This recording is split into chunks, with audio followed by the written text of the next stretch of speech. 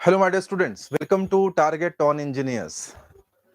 प्यारे बच्चों, मेरा नाम है जीडी पांडे और आप मुझसे थर्मोडायनेमिक्स पढ़ रहे हैं।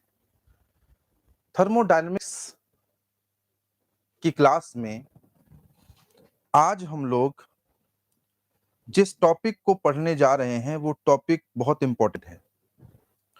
हालांकि हर टॉपिक इंपॉर्टेंट होता है, लेकिन इस टॉपिक का तो अपना एक विशेष महत्व है। क्या महत्व है इस टॉपिक का, जरा हम जानने का प्रयास करते हैं। अब थर्मोडायनेमिक्स में हम जो चीजें पढ़ने जा रहे हैं उसमें से पहली चीज है स्टेट, या तो इसको स्टेट कहिए या इसको थर्मोडायनेमिक स्टेट कहिए। दूसरी चीज है प्रोसेस, या तो इसको प्रोसेस कहिए या थर्मोडायनेमिक प्रोसेस कहिए। और तीसरी चीज है साइकिल। तीसरी चीज है साइकिल। ये तीन चीजें हम पढ़ने जा रहे हैं जिनके बारे में हमें बेहतर तरीके से समझना है। क्या क्या नाम है सबका? एक का नाम है स्टेट, एक का नाम है प्रोसेस और एक का नाम है साइकिल। तो हम स्टेट, प्रोसेस और साइकिल के बारे में पढ़ने जा रहे हैं। सबसे पहले हम स्टेट के बारे में पढ़ना चाहते हैं। स्टेट कहिए या थर्मोडायनेमिक स्टेट कहिए, बात एक ही है। स्टेट कहिए या थर्मोडायनेमिक स्टेट कहिए, बात एक ही है। क्या है थर्मोडायनेमिक स्टेट? अगर हम इसके बारे में जानना चाहें कि क्या है थर्मोडायनेमिक स्टेट।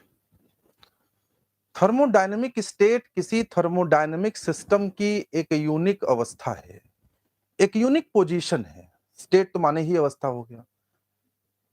थर्मोडायनेमिक स्टेट के बारे में अगर हम बात करें कि थर्मोडायनेमिक स्टेट होता क्या है, तो हम कह सकते हैं कि स्टेट या थर्मोडायनेमिक स्टेट इज एन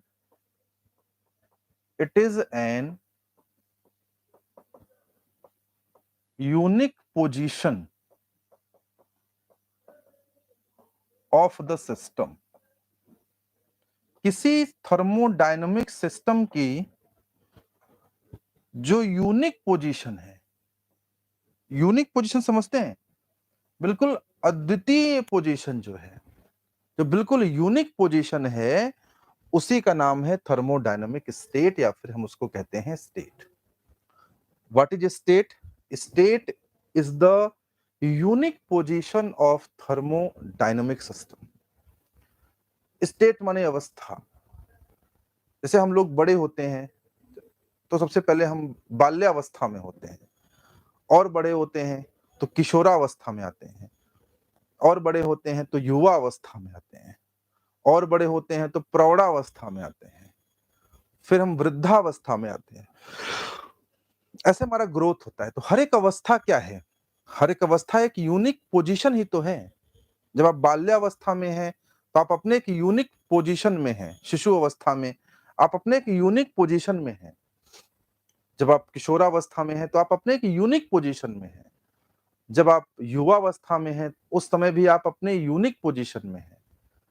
जब आप अपने प्रौढ़ावस्था में हैं उस समय भी आप अपने एक यूनिक पोजीशन में हैं। In every state you are in unique position.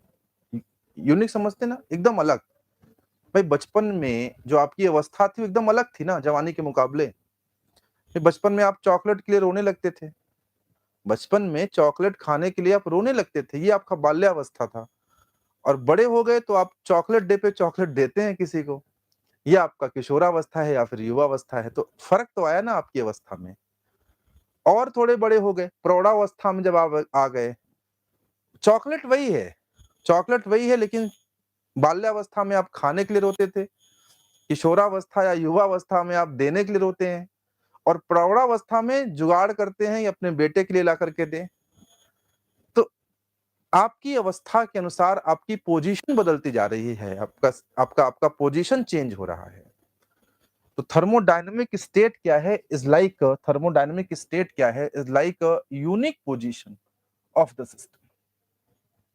जैसे सिस्टम है ना, सिलेंडर पिस्टन का अरेंजमेंट है, मान लीजिए सिस्टम है, सिलेंडर पिस्टन का अरेंजमेंट है मान लीजिए। सिलेंडर पिस्टन का अरेंजमेंट है, मान लीजिए अरेंजमेंट है सिलेंडर पिस्टन का, ठीक है ना। अब ये मान लीजिए कि ये पिस्टन जो है ऊपर नीचे ट्रेवल कर रहा है, पिस्टन ऊपर नीचे ट्रेवल कर रहा है, और आप यहाँ कैमरा लेकर के खड़े हुए हैं, खिचाक खिचाक खिचाक खिचाक खिचाक खिचाक फोटो खींच रहे हैं। तो आपने एक फोटो खींची, तो जो पहली फोटो आई वो एक यूनिक पोजीशन की फोटो है। जो पहली फोटो आपने खींची, वो जो फोटो आई, वो फोटो अपने आप में एक यूनिक पोजीशन की फोटो है, और उस यूनिक पोजीशन को हम क्या कहेंगे, स्टेट, या फिर कहेंगे हम उसको अवस्था।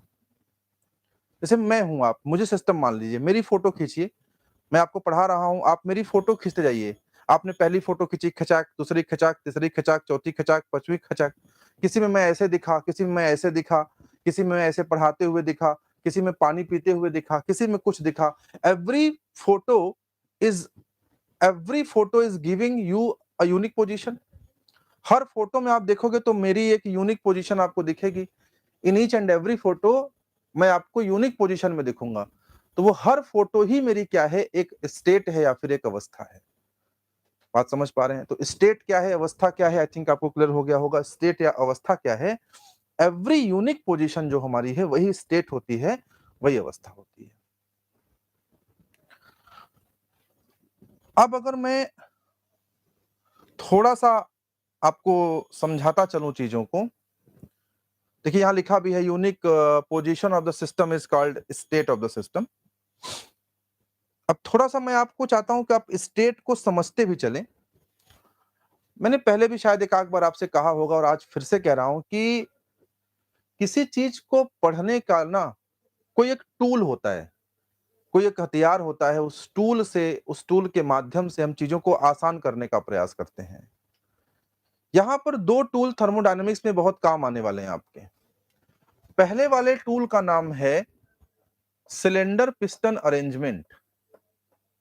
हम हर जगह जगह जगह सिलेंडर पिस्टन का अरेंजमेंट लेकर के आपको समझाने का प्रयास करेंगे वेरियस चीजों को। और जो दूसरी चीज बहुत काम आने वाली है, उसका नाम है पीवी डायग्राम, प्रेशर और वॉल्यूम का डायग्राम। ये पीवी डायग्राम बहुत काम आने वाला है आपको, और जब पीवी डायग्राम काम आ जाएगा तो आगे आपको टीएस डायग्राम भी काम आएगा। फिर आगे जब मैं आपको और आगे बढ़ूंगा, प्रॉपर्टी ऑफ स्टीम में आऊंगा, तो आपको एचएस डायग्राम भी काम में आएगा। लेकिन शुरुआत में पहले कोई एक डायग्राम तो सीख लीजिए। जब आप एक डायग्राम सीख लोगे पीवी ना, तो सब आपको समझ में आएगा, टीएस भी, एचएस भी, सारे डायग्राम आपको समझ में आ जाएंगे। अब पीवी ही नहीं सीखोगे तो फिर कुछ समझ नहीं आएगा। समझ पा रहे हैं बात को? तो ये है कहानी।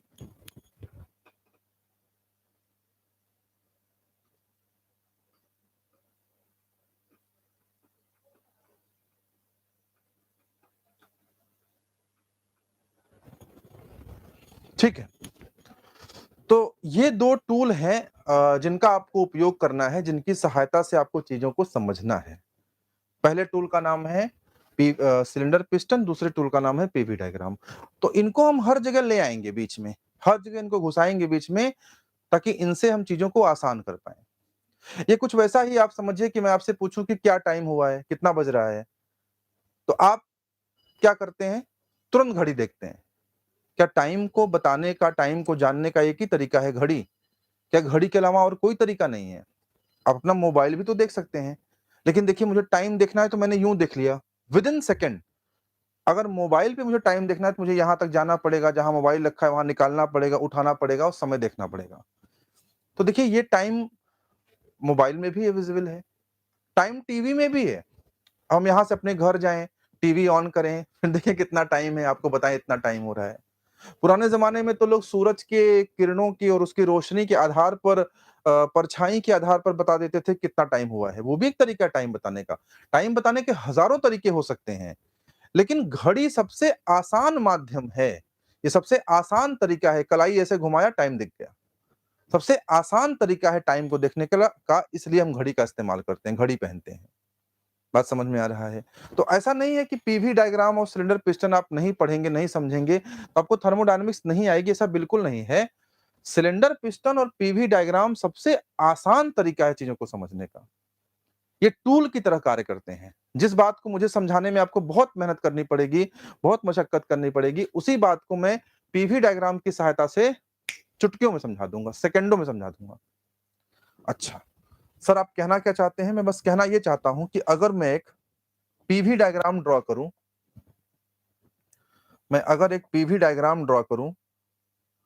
अगर मैं एक ग्राफ खींचूं प्रेशर में और वॉल्यूम में,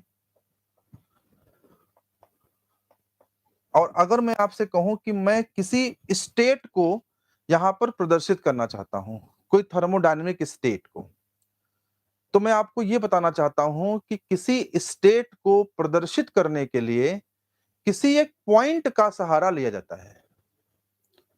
किसी एक स्टेट को प्रदर्शित करने के लिए, डिनोट करने के लिए एक पॉइंट का सहारा लेते हैं। यानी यहां पर अगर हम एक पॉइंट दिखा दें, ये पॉइंट अगर हम दिखा दें, तो हम कह सकते हैं कि ये हमारा स्टेट 1 हो गया। ये जो पॉइंट दिखाया हमने, ये हमारा जो पॉइंट दिखाया है, ये पॉइंट हमारा हो गया स्टेट 1। अब बताइए, इस पॉइंट पर प्रेशर की कुछ वैल्यू होगी? बिल्कुल होगी। मान लीजिए P1 है। इस पॉइंट पे वॉल्यूम की कुछ वैल्यू होगी? बिल्कुल होगी, मान लीजिए V1 है। इस पॉइंट पे प्रेशर की वैल्यू भी होगी, इस पॉइंट पे वॉल्यूम की वैल्यू भी होगी, कोई दिक्कत वाली बात नहीं है। समझ पा रहे हैं? यहां पर आप देखिए, तो प्रेशर की वैल्यू कितनी होगी? P1। वॉल्यूम की वैल्यू कितनी होगी? V1। लेकिन ये क्या है आपको जो सामने दिख रहा है, ये क्या है? ये एक स्टेट है। इस स्टेट 1 पर प्रेशर और वॉल्यूम की वैल्यूज कितनी है? तो आपने कहा सर यहाँ P1 और V1 है वैल्यूज, P1 और V1। ये किसको प्रदर्शित कर रहा है? कि स्टेट को। पीवी डायग्राम पर कहीं एक पॉइंट लगा हुआ है, that point is representing a state where the pressure is P1, where volume is V1। ऐसे टीएस पे ड्रॉ करेंगे तो T1S1 आ जाएगा, एचएस पे करेंगे तो H1S1 आ जाएगा। पीवी को सीखते हैं पहले, बाकी सब सिखा दूंगा, पहले पीवी सीख लो तो बाकी सब अपने आप सीख जाओगे, कोई दिक्कत वाली बात नहीं आएगी। तो ये P1 V1 है स्टेट 1 पर। बात समझ में आ रहा? तो स्टेट के बारे में एक नई चीज आपने जान लिया कि स्टेट को हम किसी पॉइंट पे दिखा सकते हैं, और जहां स्टेट रहेगा वहां कुछ प्रॉपर्टी फिक्स रहेंगी। आप देखिए ना, जहां पे स्टेट है वहां पे कुछ प्रॉपर्टीज फिक्स हैं, कुछ प्रॉपर्टी फिक्स हैं। P1 V1 दो प्रॉपर्टीज फिक्स हैं। अब अगर स्टेट को हम चेंज कर दें, कोई दूसरा स्टेट ले लेते हैं, कोई दूसरा स्टेट ले लें, ये मान लीजिए ले लिया हमने, ये स्टेट 2 है, और अगर ये स्टेट 2 है तो यहां पर प्रेशर P2 है और यहां पर वॉल्यूम V2 है। यहां पर प्रेशर P2 है, यहां पर वॉल्यूम V2 है। तो बताइए, यहां पे प्रेशर ये दिखाएंगे आप P2 और यहां वॉल्यूम दिखाएंगे आप V2। बोलो भाई, थोड़ा सा और ऊपर ले लो जिससे दिक्कत ना हो, साफ साफ दिखे आप लोगों को। और क्या, लेने को कहीं ले सकते हो, कोई दिक्कत वाली बात नहीं है। मान लो हमने स्टेट यहां ले लिया, स्टेट 2, तो ये P2 है, ये V2 यहां मिलेगा। देखिए, ये आपका P2 मिला और ये आपका V2 मिला, ये V2 है और ये आपका P2 है। समझ पा रहे हैं? तो स्टेट 1 से हम स्टेट 2 पे भी जा सकते हैं, स्टेट 2 से स्टेट 1 पे भी जा सकते हैं। इस तरह के बहुत सारे स्टेट मिल सकते हैं। इस तरह के स्टेट 1 मिला है, स्टेट 2 मिला है, स्टेट 3 मिल सकता है, 4 मिल सकता है, 5 मिल सकता है। हर स्टेट पे अपनी एक प्रॉपर्टी होगी। कोई तीसरा स्टेट होगा, मान लीजिए यहां पर तीसरा स्टेट है, मान लीजिए स्टेट 3, स्टेट 3 है, अगर यहां पर स्टेट 3 है, अगर स्टेट 3 है, अगर यहाँ पे कुछ अलग प्रॉपर्टी मिलेगी, P3 V3 मिलेगी। कोई स्टेट 4 है तो वहां अलग प्रॉपर्टी मिलेगी, P4 V4 मिलेगा। हर स्टेट पर अपनी एक प्रॉपर्टी मिलती है, इस बात का ध्यान रखिए। हर स्टेट पर, ईच एंड एवरी स्टेट पर एक प्रॉपर्टी मिलती है, इस बात का विशेष ध्यान आपको रखना है। जैसे जैसे स्टेट बदलता जाएगा वैसे वैसे प्रॉपर्टीज बदलती जाएंगी। जैसे जैसे स्टेट बदलेगा वैसे वैसे प्रॉपर्टीज बदलेंगी। ये जरूरी नहीं है कि स्टेट बदलने पर सारी प्रॉपर्टी बदल जाए, कभी कभी कुछ बदलेंगे, कभी कभी कुछ नहीं बदलेंगे। जैसे मान लीजिए यहां पे हमने पीवी डायग्राम ले लिया, this is P and this is V। अब यहां पर मान लीजिए हम स्टेट 1 पे हैं और यहां हम स्टेट 2 पे आ गए। 1 से हम कहां पहुंच गए? 2 पे। अब देखिए जब हम 1 पे थे, तो 1 पे वॉल्यूम की वैल्यू V1 थी और 2 पे देखिए वॉल्यूम की वैल्यू V2 बढ़ गई ना। V2 is greater than V1, बढ़ गई वैल्यू।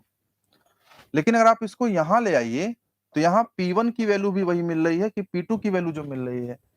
यानी स्टेट 1 से स्टेट 2 पे जब हम जा रहे हैं, स्टेट 1 से स्टेट 2 पे हम जब जा रहे हैं तो हम क्या पा रहे हैं कि वॉल्यूम तो बढ़ जा रहा है लेकिन प्रेशर कांस्टेंट है, प्रेशर नहीं बढ़ रहा है।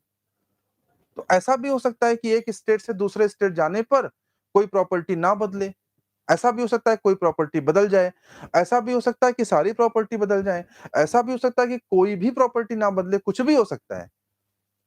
लेकिन जो आपने वो पॉइंट बनाया है जहां कुछ प्रॉपर्टी को दिखा रहे हैं ना, उसी पॉइंट का नाम है स्टेट। चलिए, अब अगर आप स्टेट समझ गए हैं तो अब आपको समझना है प्रोसेस। जब मैं प्रोसेस लिख रहा हूं तो प्रोसेस का मतलब मेरे लिए है थर्मोडायनामिक प्रोसेस। प्रोसेस का सीधा सीधा मतलब क्या है? Thermodynamic process. खाली मैं कहने को प्रोसेस लिख रहा हूं, एक्चुअल मतलब इसका है थर्मोडायनामिक प्रोसेस। थर्मोडायनामिक प्रोसेस क्या है या प्रोसेस क्या है? जब कोई भी स्टेट को हम डिफाइन करते हैं तो हर स्टेट अपनी एक निश्चित पोजीशन पे होता है, वहां उसकी कुछ प्रॉपर्टी होती है। जब कोई भी सिस्टम उस स्टेट से किसी दूसरे स्टेट को पहुंचता है तो इसी ऑपरेशन को हम प्रोसेस कहते हैं। जैसे एग्जांपल के तौर पे यहां अभी हम दिखा रहे थे बार बार, तो हम इसी के सहायता से आपको दिखा देते हैं। ये P है और ये V है। अब यहां पर मान लीजिए स्टेट 1 है और यहां मान लीजिए स्टेट 2 है। तो स्टेट 1 से स्टेट 2 की जो यात्रा है, स्टेट 1 से स्टेट 2 की जो जर्नी है ना, स्टेट 1 से जो स्टेट 2 की जर्नी है, जो स्टेट 1 से स्टेट 2 की जर्नी है, इसी का नाम क्या है? प्रोसेस। प्रोसेस। जरूरी नहीं कि हम इसी तरह से जाएं, कैसे भी जाएं। यहां पर स्टेट 1 यहां पे मान लीजिए है, स्टेट 2 यहां पे मान लीजिए है, और ये जर्नी कैसे हो रही है? यहां से यहां हो रही है। ये भी क्या है? प्रोसेस। स्टेट 1 से स्टेट 2 पे जो जाना है, जो ऑपरेशन हो रहा है ना 1 से 2 तक पहुंचने में, उसी का नाम प्रोसेस है। उसी का नाम क्या है? प्रोसेस है। उसी का नाम प्रोसेस है।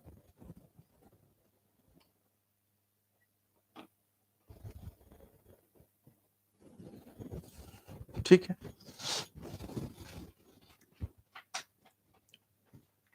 तो मुझे उम्मीद है कि आप स्टेट समझ गए होंगे और प्रोसेस भी समझ गए होंगे।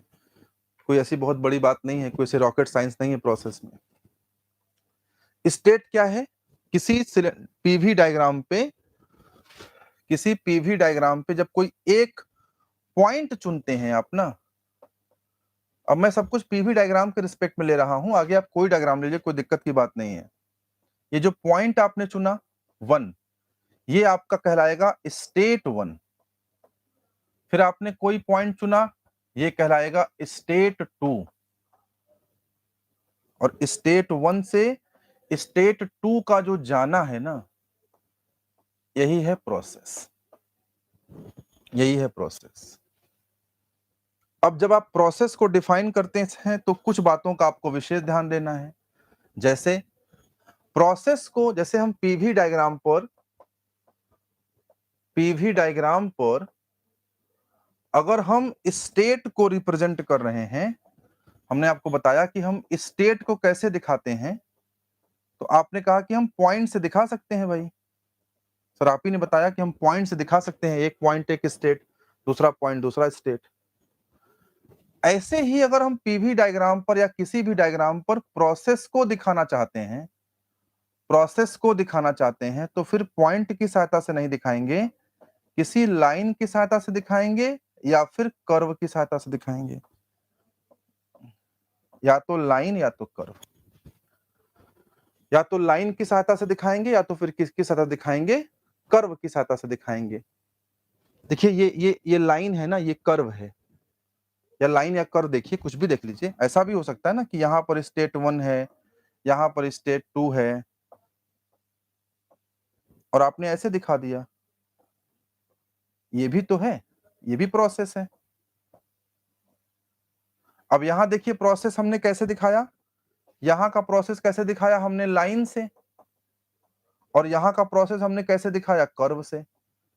तो प्रोसेस को लाइन से भी दिखा सकते हैं, प्रोसेस को कर्व से भी दिखा सकते हैं, कोई समस्या वाली बात नहीं है। स्टेट 1 से स्टेट 2 तक पहुंचना, एक स्टेट से दूसरे स्टेट तक पहुंचना ही प्रोसेस है। एक अवस्था से दूसरी अवस्था तक पहुंचना ही क्या है, प्रोसेस है, प्रक्रिया है, प्रक्रम है। ठीक है, इसे लाइन से दिखाएंगे या फिर इसे कर्व से दिखाएंगे। ठीक है, अब समझिएगा, जब भी आप किसी प्रोसेस को दिखाते हैं तो एक चीज का आपको विशेष ध्यान रखना है, आज से ही इसकी आदत डाल लीजिए। और वो चीज का विशेष ध्यान ये रखना है कि हर प्रोसेस को दिखाते समय डायरेक्शन दिखाना बहुत जरूरी है। किसी प्रोसेस में डायरेक्शन दिखाना बहुत जरूरी है, किसी प्रोसेस में।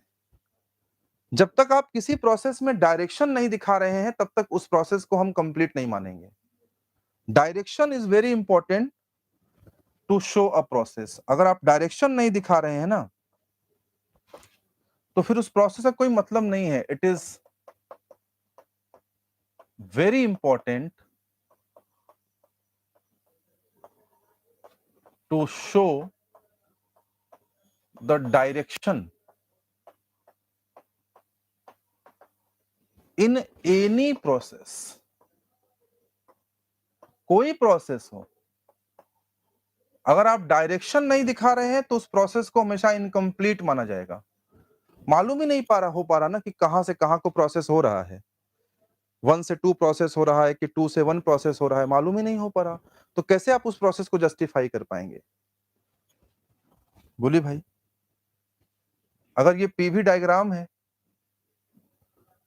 मान लीजिए कोई डायग्राम हो, अब ये पॉइंट 1 है, ये पॉइंट 2 है, ये दो स्टेट हैं और इन स्टेट के बीच हमने लाइन खींच दी। मान लीजिए स्टेट 1 है आपका रूम और स्टेट 2 है आपका कोचिंग। स्टेट 1 है रूम और स्टेट 2 है आपका कोचिंग। अब बताइए, क्या सिर्फ इतनी इंफॉर्मेशन से आप कुछ भी जान पा रहे हैं कि आप रूम से कोचिंग की तरफ जा रहे हैं या कोचिंग से रूम की तरफ आ रहे हैं? प्रोसेस तो हो रहा है, इसमें कोई दो राय नहीं। एक स्टेट 1 है, दूसरा स्टेट 2 है। स्टेट 1 रूम है, स्टेट 2 आपकी कोचिंग है। प्रोसेस तो हो रहा है, इसमें कोई दो राय नहीं है। लेकिन क्या प्रोसेस को जस्टिफाई कर पा रहे हैं? क्या इस प्रोसेस से कोई इंफॉर्मेशन मिल पा रही है? अगर हम आपसे पूछ लें कि आप रूम से कोचिंग की तरफ जा रहे हैं या फिर आप कोचिंग से रूम की तरफ जा रहे हैं, ये पीवी डायग्राम आपको कुछ बताने की स्थिति में है? कुछ नहीं बता रहा है।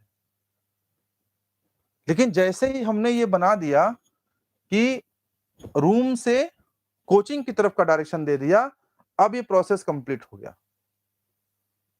अब आपको मालूम हो रहा है कि प्रोसेस किस दिशा में हो रहा है, 1 से 2 की तरफ जा रहा है। तो डायरेक्शन दिखाना, direction, it is very important to show the direction. Direction दिखाना is very important for any process. कोई प्रोसेस हो भाई, इस तरह का प्रोसेस हो या इस तरह से जाए, आपका पॉइंट 1 से पॉइंट 2 को जाए, प्रोसेस दिखाना, डायरेक्शन दिखाना बहुत जरूरी है। मतलब without direction process is not giving the all the concept, all the things, it is not explaining all the things without given direction. Direction नहीं दिया है आपने तो फिर प्रोसेस आपको कुछ बता ही नहीं रहा है। तो जब जब आप प्रोसेस को दिखाइए तो ये बहुत जरूरी है कि वहां पर आप डायरेक्शन को जरूर बताइए। डायरेक्शन नहीं दिखा रहे हैं तो प्रोसेस सही नहीं है। और प्रोसेस को अगर आप देखेंगे, प्रोसेस क्या है, अगर आप प्रोसेस को देखिए बेसिकली तो प्रोसेस क्या है? प्रोसेस है change of state. Change of state process क्या है? चेंज ऑफ स्टेट, एक स्टेट से दूसरे स्टेट को जाना, और हर स्टेट पे प्रॉपर्टीज फिक्स होती हैं, तो इसको हम चेंज ऑफ प्रॉपर्टीज भी तो कह सकते हैं। प्रोसेस क्या है? Change of state, combination of state, एक स्टेट को दूसरे स्टेट से जोड़ना ही प्रोसेस है। लेकिन ध्यान रखिएगा कि यह जरूरी नहीं है कि जब हम एक स्टेट से जाएं दूसरे स्टेट पर, यह जरूरी नहीं है कि हम एक स्टेट से जब दूसरे स्टेट पे जाएं तो सारी की सारी प्रॉपर्टीज बदल जाएं, ऐसा बिल्कुल आवश्यक नहीं है, ऐसा बिल्कुल जरूरी नहीं है। यहाँ P है, यहाँ V है। लेट अस सपोज यहाँ पॉइंट 1 है, यहाँ पॉइंट 2 है। अब देखिए, अगर हम 1 से 2 प्रोसेस की व्याख्या करें तो 1 से 2 के प्रोसेस में P भी चेंज हो रहा है और V भी चेंज हो रहा है। P and V both are changing. P भी चेंज हो रहा है, V भी चेंज हो रहा है। कोई दूसरा स्टेट ले लीजिए, कोई दूसरा प्रोसेस ले लीजिए, सेम देखिए, यहाँ पॉइंट, ये मान लीजिए A ले लेते हैं, ये B ले लेते हैं। डायरेक्शन दिखा दिया, बिना डायरेक्शन तो कोई मतलब ही नहीं है। अब देखिए जरा A और B में देखिए, A और B में देखिए कि वॉल्यूम तो चेंज हो रहा है। देखिए यहाँ का वॉल्यूम VA है और यहाँ का वॉल्यूम VB है, और आपको क्लियरली दिख रहा है कि VB is greater than VA। Volume बदल रहा है लेकिन प्रेशर नहीं बदल रहा। PA बराबर PB है, प्रेशर तो नहीं बदल रहा है। तो प्रोसेस ऐसा भी हो सकता है, ऐसा जरूरी नहीं है कि हर जगह प्रोसेस में बदल ही जाए सारी प्रॉपर्टीज। प्रोसेस ऐसा भी हो सकता है, कैसा हो सकता है? जैसे अगर हम प्रोसेस A से B की बात करें तो प्रोसेस A से B ऐसा भी हो सकता है जिसमें देखिए क्या हुआ, जिसमें देखिए प्रेशर इज कांस्टेंट, एक प्रॉपर्टी कांस्टेंट है पूरी तरह से, बट वॉल्यूम इज चेंजिंग।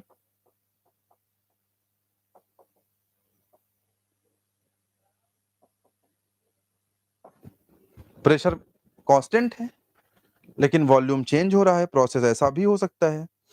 तो प्रोसेस के लिए कोई भी ऐसी शर्त फिक्स नहीं है कि किसी प्रोसेस में सारी चीजें बदलेंगी ही बदलेंगी, ऐसी कोई शर्त आपको नहीं लगाया गया है। बदल भी सकती हैं, नहीं भी बदल सकती हैं। देखिए यहाँ पर दोनों चीजें बदल रही हैं। देखिए यहाँ देखिए ना कैसे बदल रहा है, अगर ना समझ में आया हो तो।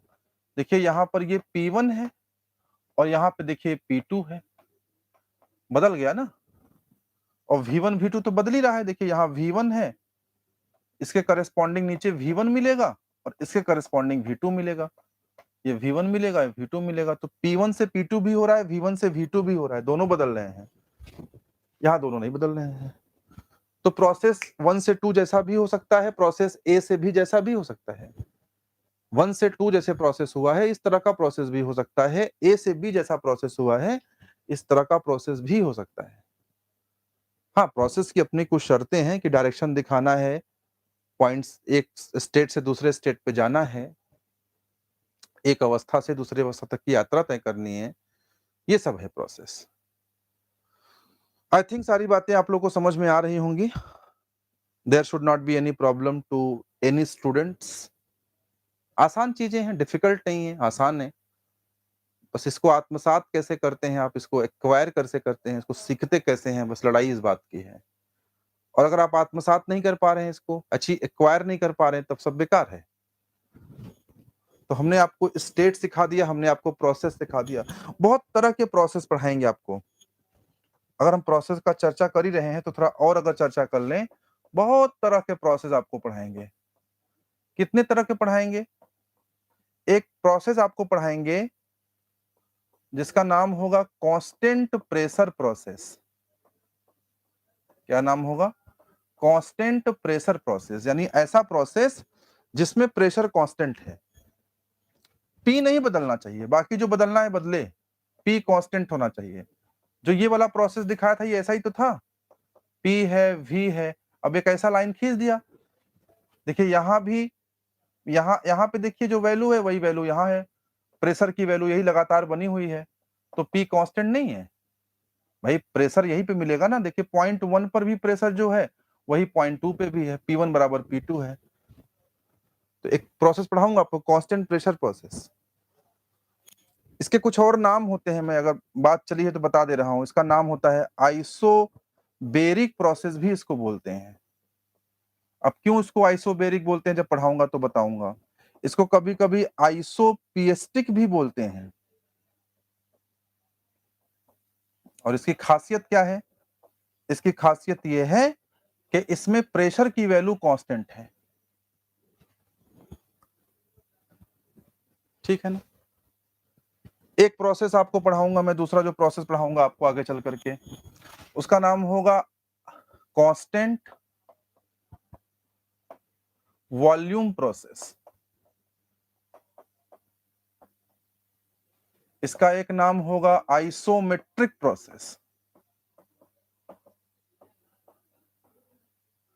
इसका एक नाम होता है आइसोकोरिक प्रोसेस। ऐसे ही नाम का डिस्कशन कर दे रहा हूं, दिमाग में आपके तरफ फिट हो जाए कि आगे क्या क्या नहीं पढ़ना है डिटेल में। कितना मजा आने वाला है, कितना आनंद आने वाला है आगे की क्लासेस में। जस्ट फील ले लीजिए अभी से, और क्या। एक प्रोसेस और आपको पढ़ाऊंगा मैं, उसका नाम है कांस्टेंट टेम्परेचर प्रोसेस। ये कैसा प्रोसेस है कि इसमें स्टेट 1 से स्टेट 2 पे गए तब भी टेम्परेचर नहीं बदला।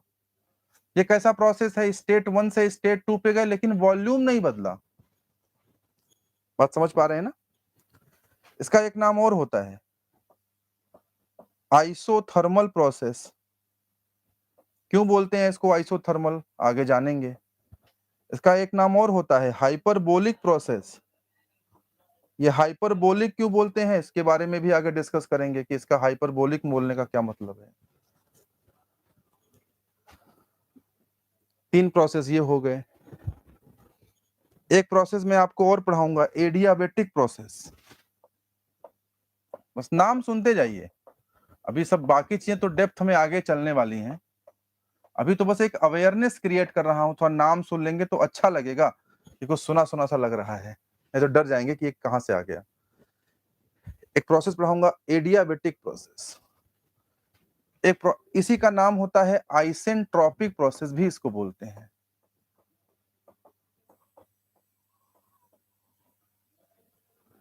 एक प्रोसेस आपको पढ़ाऊंगा पॉलीट्रोपिक प्रोसेस। बस नाम सुने रहिए अभी, बस सब एकदम डिटेल में पढ़ेंगे। Will detail whatever we study in very detailed manner। 5 तो ये प्रोसेसेस हो गए,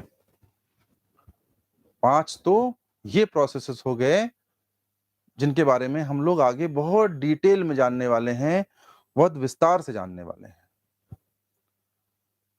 कौन कौन से प्रोसेसेस हो गए? जिन प्रोसेस का नाम मैं लूंगा अक्सर, पहला हो गया आइसोबेरिक, और भी इसके नाम है लेकिन मैं इसको आइसोबेरिक ही बोलूंगा। दूसरा हो गया आइसोकोरिक, और भी इसके नाम है लेकिन मैं इसको आइसोकोरिक बोलूंगा।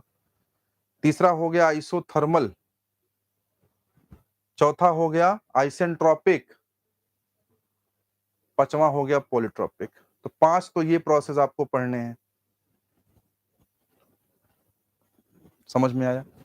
5 प्रोसेस तो आपको ये कवर करने हैं, लेकिन इन पांचों को तो बाद में पढ़ना है भाई। कम से कम नहीं तो मुझे लगता है 5, 7, 8, 10 लेक्चर बाद ये सब आएगा। नहीं 10 नहीं, हाँ 10 हो भी सकता है, 8-10 लेक्चर बाद ये सब आएगा जो इन 5 प्रोसेस की हम बात कर रहे हैं। लेकिन अभी जो हम प्रोसेसेस में पढ़ने वाले हैं, जिन मुख्य रूप से जिन प्रोसेसेस को हम पढ़ने वाले हैं, वो 3 प्रोसेसेस हैं। अभी जिन प्रोसेसेस की हम बात करने वाले हैं, नेक्स्ट क्लास में हम जिस प्रोसेसेस की बात करेंगे वो मुख्य रूप से 3 प्रोसेसेस हैं। एक प्रोसेस का नाम है रिवर्सिबल प्रोसेस। आप कोई भी प्रोसेस पढ़िए, आइसोबारिक, आइसोकोरिक, एडियाबेटिक, कुछ भी पढ़िए, आइसोथर्मल, पॉलीट्रोपिक, हाइपरबोलिक, आइसोमेट्रिक, आइसोपिएस्टिक, कुछ भी पढ़िए, वो सब बाद में आएगा बेटा। पहले ये पढ़ना है रिवर्सिबल प्रोसेस, और रिवर्सिबल अकेले नहीं पढ़ना है, रिवर्सिबल के साथ साथ पढ़ना है इरिवर्सिबल प्रोसेस। ये दोनों प्रोसेस सबसे पहले पढ़ने हैं। इन दोनों के पढ़ने के बाद ही कुछ और पढ़ेंगे, बिना इनके पढ़े कुछ और नहीं पढ़ेंगे।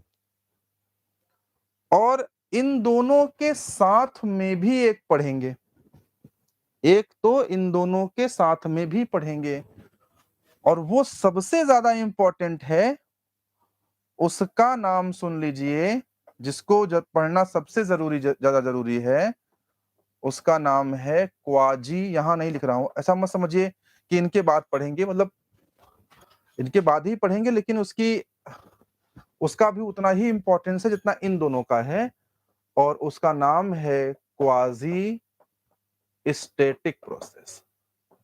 अगले टर्न पे हम लोग सबसे पहले इन तीनों प्रोसेस के बारे में पढ़ेंगे कि रिवर्सेबल क्या होता है, ये इरिवर्सेबल क्या होता है, और ये क्वाजी स्टैटिक क्या होता है। जब इन तीनों के बारे में हम पढ़ लेंगे, इन तीनों के बारे में जान लेंगे, तब हमारा कुछ आगे का कॉन्सेप्ट क्लियर होगा कि हमें और क्या क्या पढ़ना है, हमें और क्या क्या जानना है, हमारे लिए और क्या क्या चीजें बची हुई। ये आइसोबेरिक, आइसोकोरिक, आइसोथर्मल, एडियाबेटिक वो सब बाद में आएगा।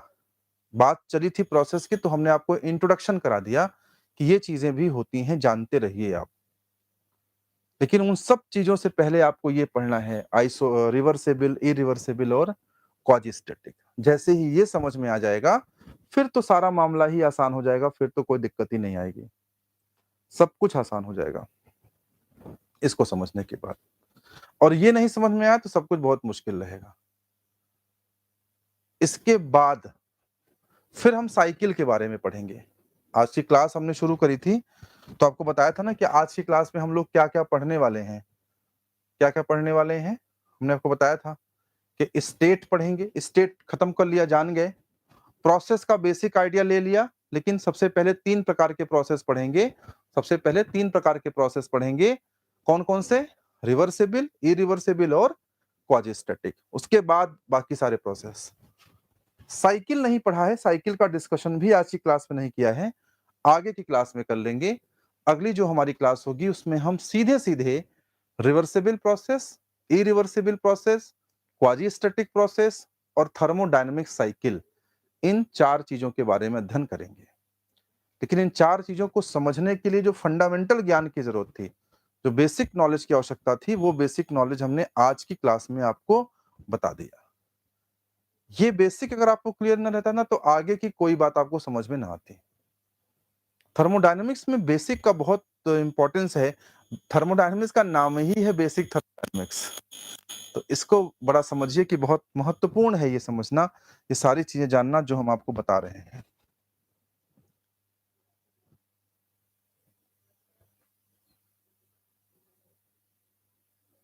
कुछ चीजें यहाँ लिखी हुई हैं, मैं एक बार पढ़ देता हूँ बोर्ड पे क्या क्या लिखा हुआ है, एक बार देख लेते हैं हम लोग। ऑलरेडी जो लिखा हुआ है बोर्ड पे, प्रोसेस के बारे में लिखा हुआ है कि प्रोसेस क्या होता है। तो प्रोसेस के बारे में लिखा है, state has a definite value of all the properties of the system. किसी स्टेट पर किसी स्टेट पर किसी स्टेट पर किसी सिस्टम की जो है वो डिफिनेट वैल्यूज होती हैं प्रॉपर्टीज की। किसी स्टेट पर किसी प्रॉपर्टी की डिफिनेट वैल्यू होती हैं। अब कह रहा है कि वेरिएशन इन वन और मोर वेरिएशन इन वन और more properties changes the state of the system. और अगर हम किसी प्रॉपर्टी, अगर किसी चेंज हो रहा है, अगर एक या दो कोई प्रॉपर्टी बदल रही है, तो changes the state of the system, तो सिस्टम की पूरी जो अवस्था होती है वो बदल जाती है। और ये जो चेंज ऑफ स्टेट है, यही प्रोसेस कहलाता है। And the change and if the state of system changes, then this operation, वो जो ऑपरेशन हुआ ना चेंज ऑफ स्टेट का, जो ऑपरेशन हुआ चेंज ऑफ स्टेट का, उसी का नाम प्रोसेस है। उसी का नाम क्या है? प्रोसेस है। टाइप्स ऑफ प्रोसेस कितने होते हैं? दो लिखे हुए हैं यहाँ पे, रिवर्सिबल लिखा है, इरिवर्सिबल लिखा है, लेकिन मैं आपको बता दूं कि इनके साथ साथ आपको क्वाजी स्टैटिक प्रोसेस को जरूर पढ़ते हुए समझते हुए चलना है। पढ़ाऊंगा मैं अगले टर्न पे ना क्वाजी स्टैटिक प्रोसेस क्या होता है। फिर रिवर्सिबल इरिवर्सिबल प्रोसेस क्या होते हैं, उनका एक्सप्लेनेशन है। तो आज की क्लास में हमने जितनी इंपॉर्टेंट चीजें थी वो सब कवर कर ली कि प्रोसेसेस क्या होते हैं, कैसे इनका तामझाम होता है, each and everything what is required for you, तो हमने वो सब आप कवर कर लिया। बेसिक अंडरस्टैंडिंग यही आपको रखनी है, 3-4 चीजें आपके दिमाग में एकदम क्लियर होनी चाहिए। पहली चीज स्टेट आपको समझ में आना चाहिए, दूसरा चीज स्टेट से जुड़ी चीजें क्या क्या हैं, फिर प्रोसेस क्या है, प्रोसेस कितने प्रकार के होते हैं, और फिर साइकिल। फिर नेक्स्ट टर्न पे डिस्कस करेंगे तो आगे पढ़ेंगे ही। आज की क्लास यहीं पे छोड़ रहे हैं, नेक्स्ट टर्न पे रिवर्सिबल इरिवर्सिबल और बाकी कॉन्सेप्ट को हम सीखने का प्रयास करेंगे। Thank you so much.